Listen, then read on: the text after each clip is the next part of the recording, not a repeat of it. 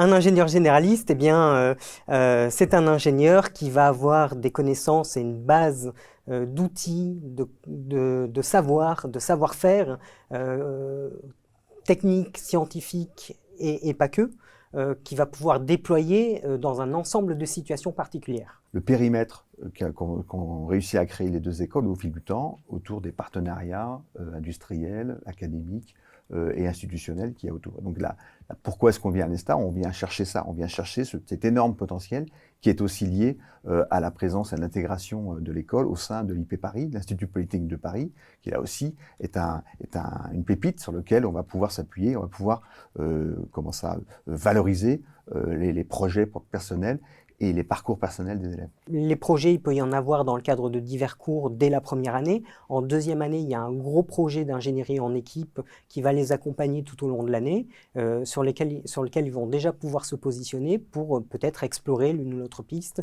et aider à choisir leur spécialisation de troisième année. En général, ça se fait toujours avec un partenaire industriel de l'école.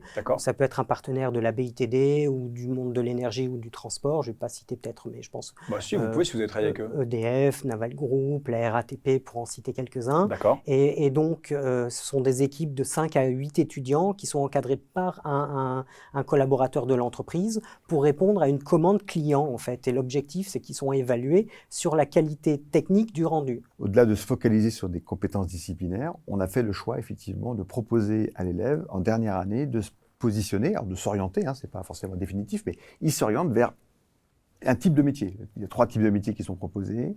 Il y a le métier du développement et de la recherche. Donc on reste scientifique et on continue à approfondir via en particulier des masters recherche qui ont été évoqués tout à l'heure.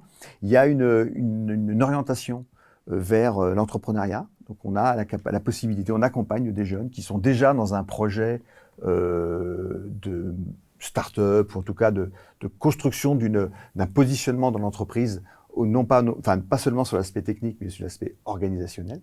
Et puis le troisième type de métier, c'est le pilotage de projet, la direction de projet, avec la capacité là aussi de prendre de la hauteur et de prendre des responsabilités en organisation et en gestion de grands projets. Donc les 3 métiers, développement, recherche, entrepreneuriat ou pilotage de projet. C'est plus d'une centaine d'associations que compte notre école fusionnée, avec la possibilité, en faisant du bateau, en faisant de la robotique ou en faisant de l'astronomie, de développer des capacités de gestion de projet, d'organisation, qui seront hyper importantes et qui seront en fait déjà valorisables pour ces jeunes. Et en fait, ils vivent pour ça.